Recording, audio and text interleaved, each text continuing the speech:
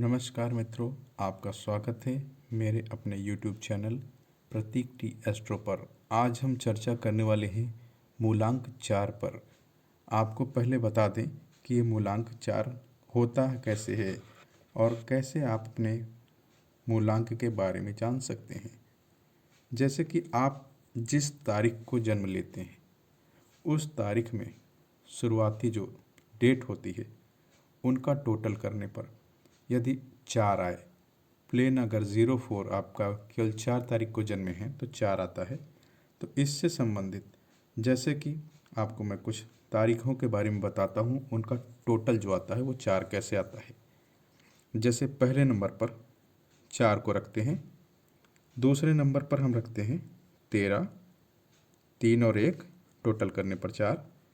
तीसरे नंबर पर हम रखते हैं 22, 2 और 2 4।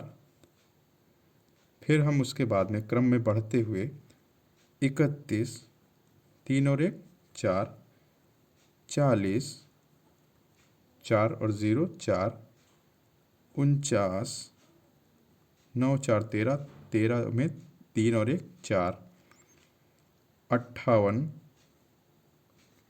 8 5 13, 13 और 1 3 1 4। ठीक है। फिर इसी क्रम में 67, 67, 7 6 13, 3 और 1 4। फिर 76, 7 6 13, 3 1 4, 85, 8 5 13, 3 1 4, 94, 9 और 4 13, 3 और 1 4। यदि ये अंक आपके गणना में आते हैं, माफ़ी चाहूँगा यहाँ पर आपको पूरा अंक नहीं दिख पाया, इस अंक को मैं दिखा रहा हूँ आपको, देखते रहिए कि ये जो अंक आते हैं यदि आपके चार्ट में 4, 13, 22, 31, 40, 49, 58, 67, 76, 85 और 94, इन सब के जो टोटल्स होते हैं ये केवल 4 आए तो इनको मूलांक 4 कहते हैं। ठीक है मित्रों, आप लोगों को मूलांक समझ में आ गया होगा। अब हम चर्चा करते हैं इसके आगे के विषय की, मूलांक के बाद का क्या है पोर्शन। ठीक है कि मूलांक 4 के लिए सबसे पहले हम देखेंगे इनका स्वभाव कैसा होता है, इनके नेचर के बारे में जानकारी करते हैं कि इनका नेचर कैसा होता है। तो मित्रों, इनके नेचर और इनके जो लक्षण होते हैं, इनका कैसा स्वभाव रहेगा और कैसे ये इनका व्यवहार रहता है, इन सब चीज़ों के बारे में हम यहाँ पर देखते हैं। ठीक है। तो सबसे पहले मैं यहाँ पर बताना चाहूँगा, आप देखें यहाँ पर क्लियरिटी के साथ में आ रहा है। ठीक है, यहीं पर मैं नोट डाउन कर दूँगा, बता दूँगा। ठीक है। जैसे मूलांक 4 वालों की स्थिति में सबसे पहले बताऊँगा कि ये जो होते हैं मूलांक 4 वाले ज़्यादातर ऊर्जावान होते हैं। ठीक है, ऊर्जावान होते हैं, दृढ़ संकल्पित होते हैं अपने कार्य के प्रति। अगर उन्होंने सोच लिया है, किसी बात को ठान लिया है कि मुझे ये करना है, तो वो दृढ़ संकल्प के साथ में पूर्ण करते हैं। तीसरा क्या है कि इनका क्या कठोर परिश्रम करते हैं। जैसे कि दृढ़ संकल्पी होने का मतलब ही यही होता है कि वो कठोर परिश्रम होते हैं, परिश्रमी होते हैं और व्यवहारिक भी बहुत होते हैं, बहुत मिलनसार होते हैं, दूसरों से मिलते जुलते रहते हैं। और इनकी जो कंसंट्रेशन पावर होती है, जो कहा जाए एकाग्रता किसी चीज़ को लेकर के, वो बहुत ही अधिक होती है और उत्कृष्ट मतलब अच्छी होती है। और ये स्वभाव से गंभीर होते हैं, औरों की अपेक्षा ज़्यादा गंभीर होते हैं। मूलांक 4 वालों की बात कर रहा हूँ मैं। ठीक है, वफादार होते हैं, ईमानदार होते हैं और उत्साही प्रवृत्ति के होते हैं। किसी चीज़ को लेकर के इनके मन में उत्साह बहुत होता है। और ये एक इनका स्वभाव होता है कि ये परिवर्तन को थोड़ा सा पसंद नहीं करते हैं, जो चेंजेस होते हैं इनको नापसंद होता है। ठीक है। और ये अपना रूढ़िवादिता, परंपरा, रिचुअल्स जिसको बोलते हैं, उसको ये फॉलो करते हैं।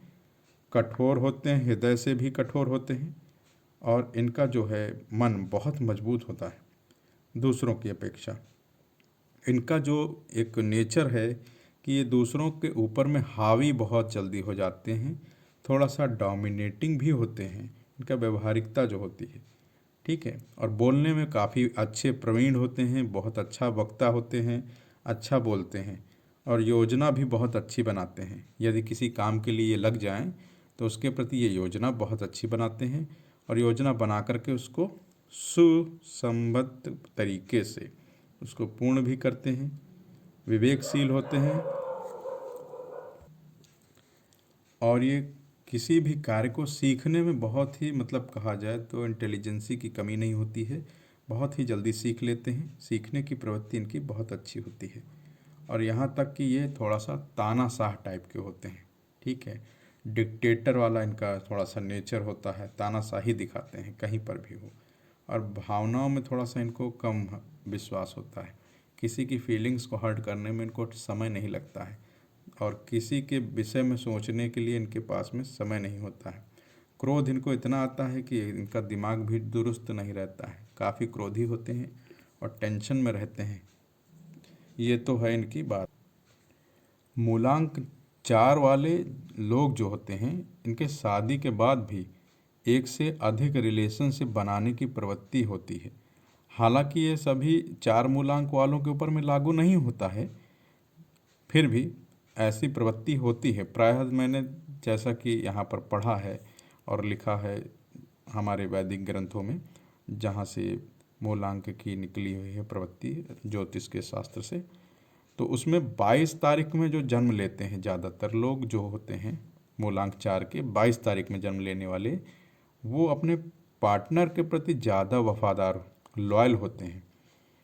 और इनका जो स्वभाव होता है वो, जैसा कि मैंने बताया, थोड़ा सा डोमिनेटिंग होते हैं। यदि इनके अन्य रिलेशनशिप यदि हो भी, तो ये किसी को मालूम करने के लिए बहुत ज़्यादा प्रयास करना पड़ेगा, क्योंकि आसानी से इनके बारे में पता नहीं चल पाता है। और ये थोड़ा सा शॉर्ट टेम्पर टाइप के लोग होते हैं।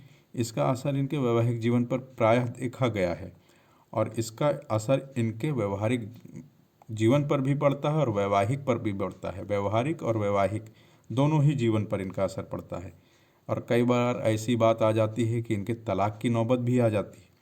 इसीलिए इनका जो कॉम्बिनेशन की बात की जाए कि इनके लिए कौन से जीवन साथी ज़्यादा बेहतर साबित होते हैं, कौन से मूलांक वाले, तो उसमें से सबसे पहले आता है 1 नंबर, फिर उसके बाद 2 नंबर, 7 नंबर और 8 नंबर वाले मूलांक इनके लिए ज़्यादा बेहतर जीवन साथी साबित होते हैं, लॉयल होते हैं।